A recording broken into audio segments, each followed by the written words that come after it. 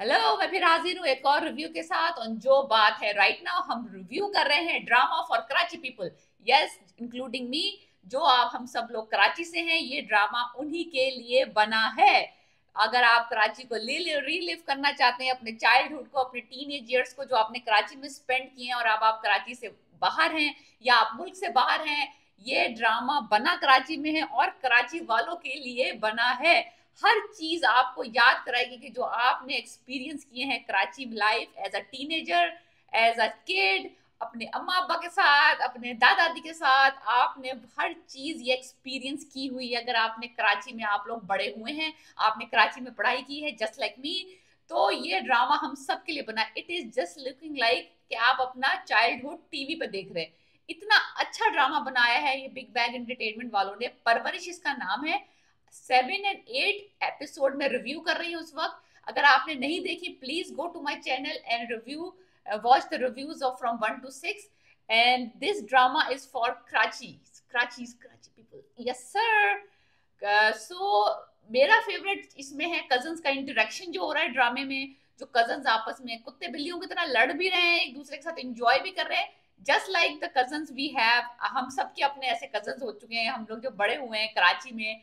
कराची हो, सो हम लोग ने सबने एक्सपीरियंस किया है। फूफी चाची नानी दादी के लड़ाइयाँ हो रही हैं आपस में बड़ों की, और फिर वो ट्रांसफर हो रही हैं बच्चों में, और बच्चे आपस में लड़ रहे हैं, फिर बड़े लोग उनको, क्योंकि उनकी तरबियत सही करनी है और उनको समझाना है कि नहीं नहीं नहीं, खानदान वाले जुड़ के रहते हैं, हम लोगों ने एक दूसरे के साथ खड़े होना है।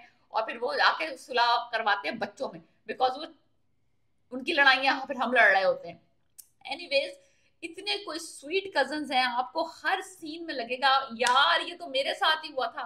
लड़कों के बाइक चलाने के इंसिडेंट्स जो होते हैं, जो लड़के बाइक सिखाते हैं, एक कजन दूसरे कजन को सिखाता है, फिर कराची में कुत्ते उनके पीछे पड़ जाते हैं रात में, वो सारे सिनेरियोज जो हम लोगों ने एक्सपीरियंस किए हुए हैं लेट नाइट गोइंग आउट और बाइकिंग, और किस तरह चल रहे हैं, और किस तरह साइड ऑफ द रोड पे बैठे हुए हैं, और किस तरह कुत्तों से डर के भाग रहे हैं, सारे का सारा कुछ हम सब लोगों ने देखा हुआ है। वो ट्यूशन जाने के लिए सेंटर्स पे जा रहे हैं, और वहां पे 180 रुपए वाली चाय, और जो कि अब 180 रुपए की हो गई, जब हम पढ़ा करते थे बहुत चीप होती थी, लाइक 25-30 की मिल जाया करती थी। एनीवेज, पूरा होल हाउस जो है ना, it is like full right ना। हर रूम फुल है, हर रूम में दो दो कजन एक एक रूम शेयर कर रहे हैं। और एक फैमिली जो है, एक भाई की फैमिली आई है अमेरिका से वापस, बिकॉज हमें समझ नहीं आता कि ये लोग अमेरिका छोड़ के आए क्यों हैं। तो इस एपिसोड में, इन दोनों एपिसोड में रास फाश हुआ है कि वो जो बच्ची थी, इनकी बेटी, उसने कहीं पे कोई पार्टी करी थी, और वहां जाके उसने कोई ड्रग्स या कोई अल्कोहल कंज्यूम कर लिया था, ओवरडोज हो गई थी, और सर्वर फट गया था उसका। तो उस वजह से जो जो फादर थे वो पैनिक हो गए। लाजमी सी बात है, लड़कों के रिश्ता करने पे कोई पैनिक नहीं होता, लेकिन अगर कोई लड़की कुछ कर ले तो बस माँ बाप की गैरत और जज्बात और सब जाग जाते हैं।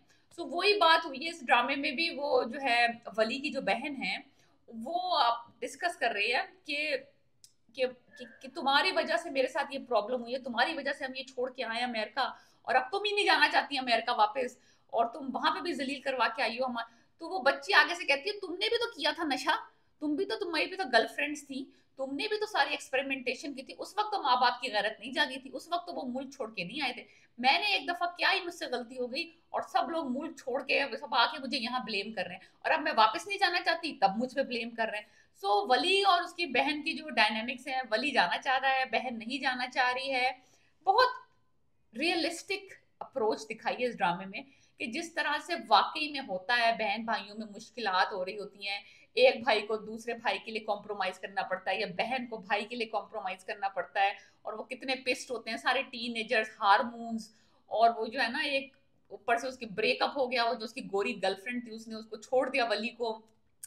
So much going on in this drama. लेकिन हर ड्रामे का जो हर सीन है ना, वो हमने अपने एज अ चाइल्डहुड एक्सपीरियंस किया हुआ है। ऑफ कोर्स हमने, यानी कि ड्रग्स व्रग्स तो नहीं, लेकिन बट स्टिल जो बाकी सारे एक्सपीरियंसेस हैं, रात को जा रहे हैं, भूख लग रही है, लेट नाइट, और जो है जनाब कूद कूद के फलांगे मार मार के जा रहे हैं, और बाइकों पे जा रहे हैं, और लड़ाई झगड़े, और ट्यूशंस की लड़ाई झगड़े, एडमिशन मेरे स्कूल में नहीं कराना, इसके स्कूल में नहीं कराना, मुझे स्कूल में मत बताना कि मैं तुम्हारा कजन हूँ।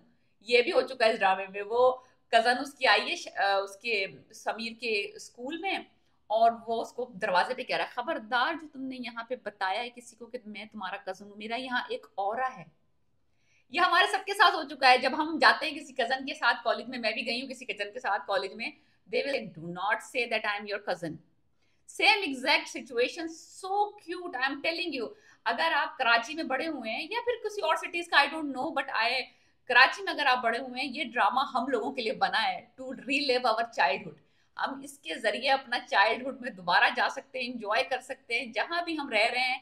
It's such a good show, clean nice entertainment.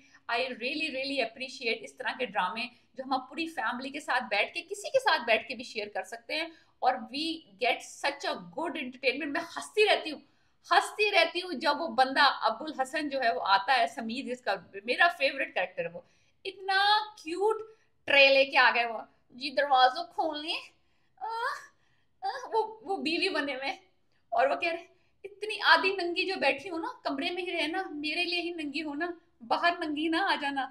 Such a sweet interaction वली का और समीर का था वो सीन।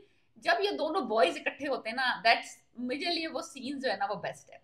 बहुत अच्छे तरीके से दिखाया है कि किस तरह से पेरेंट्स जो है वरीड होते हैं, बाहर के जो मुल्क में सेटल्ड होते हैं, अपने बच्चों को लेके, उनकी तरबियत को लेके। नुमान एजाज एकदम यानी कि पैनिक अटैक में आ गए जब उसकी बेटी ड्रग्स के इसमें इन्वॉल्व हुई, और वो किस तरह से बस भागम भौरी सबको लेके पाकिस्तान पहुंचा है। तो उसका भाई कहता है कि अब पाकिस्तान भी वो पाकिस्तान नहीं रहा जो कि हमारे चाइल्डहुड में था। That is correct. मैं अब खुद देख रही हूँ कल्चरल शिफ्ट इतनी जबरदस्त है पाकिस्तान में, कि जो हम जिस पाकिस्तान में बड़े हुए हैं वो पाकिस्तान अब नहीं है, लेकिन स्टिल हमारी वैल्यूज, हमारा कल्चर अभी भी स्ट्रांग है, फैमिली डायनेमिक्स अभी भी स्ट्रांग है। हमारे बच्चे अभी भी बड़ों के सामने बात करते हुए 2 दफा सोचते हैं, 2 दफा। तो anyways it's a very very solid story, very very solid drama, और आप कभी बोर नहीं होंगे पूरे में। फिर उसमें ऐना जाफरी का जो रोल है, जो एक बच्ची दिखाई है जो कि डॉक्टर बनना चाहती है, और किस तरह उसके फादर उसकी मंगनी कर देते हैं just to get, you know, क्या होता है फैमिली में कि भाई हमारी अच्छे खानदान में बेटी की मंगनी हुई हुई है, शादी हुई हुई है, ये कि भाई दिखाने के लिए, show off, just to show off कि हमारी बच्ची का दुबई रिटर्न से, बच्ची को पढ़ने का शौक है, वो उसको उसको उसकी सारे जो ड्रीम्स हैं वो इसलिए पूरे कर रहे हैं, उसका बाप इसलिए खुश है अपनी बेटी से बिकॉज उसने मंगनी कर ली उसके कहने पे। और ऊपर से वो जो ससुराल वाले हैं वो कभी कॉल कर रहा है, वलीद कॉल पे कॉल, कॉल पे कॉल, कॉल, बिकॉज जब इंगेजमेंट हो जाती है ना तो उनकी एक्सपेक्टेशन हो जाती है कि यू आर ऑलवेज अवेलेबल। जो इन लॉज होते हैं भाई, जब भी वो कॉल करेंगे, कोई फंक्शन है, कोई पार्टी है, कोई दावत है, कोई कुछ है, तो आपकी मंगनी बिकॉज हो गई है, आप उनके एहसानमंद हो गए हैं अब कि उनके बेटे ने आपसे मंगनी कर ली है। तो आपको चाहे आपका एग्जाम हो, चाहे आपकी तबीयत खराब हो, चाहे आपका मूड कर रहा हो नहीं कर रहा हो, बिकॉज आप मंगनी शुदा हो गए, तो आपको उनके यहाँ हाजिरी लगाने जाना है। तो वही दिखाया इसमें, वो बच्ची पढ़ना चाहती है, ट्यूशन पे जाना चाहती है, लेकिन बिकॉज उसके जेठ, होने वाले जेठ की मंगनी है, पता नहीं शादी है, क्या मुसीबत है, और वो उसको पहुंचना है, बिकॉज उसको अपियर होना है, बिकॉज वो अब मंगनी हो चुकी है उनकी वलीद से। एनीवेज वलीद कॉल कर रहा है, फिर वो उठा नहीं रही, तो उसकी माँ कॉल करके उसको डांट रही है। Such a typical scenarios we have seen through our lives.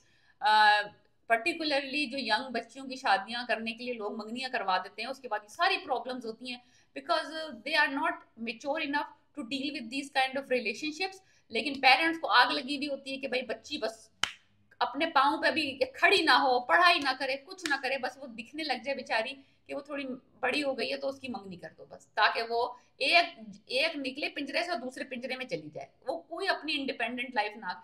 बहुत अच्छे तरीके से, बड़ी बड़ी नाइसली उन्होंने पोर्ट्रे किया है कि इसमें कितना बड़ा फॉल्ट है पेरेंट्स का। द थ्रू एंड थ्रू दिखाया है, जनरेशनल गैप दिखाया है, और किस तरह पेरेंट्स डील कर रहे हैं विद द नेक्स्ट जनरेशन, और किस तरह अंडरस्टैंडिंग में डिफरेंसेस हैं, किस तरह जो है पेरेंट्स चाह रहे हैं कि करें लेकिन हो नहीं पा रहा है। बहुत अच्छा ड्रामा है, I highly recommend this drama, please watch it. और डेफिनेटली अगर आप कराची से हैं, दैट इज, फिर तो आपकी ड्यूटी है इस ड्रामे को देखना, because this is for us. हमने ये हर चीज देखी हुई है स्ट्रीट्स पे, हमने इंजॉय की हुई है, तो प्लीज वॉच दिस ड्रामा परवरिश। बहुत अच्छा ड्रामा है, 8 एपिसोड्स हो गए, you must watch it. Please subscribe my channel, like and review, please, thank you.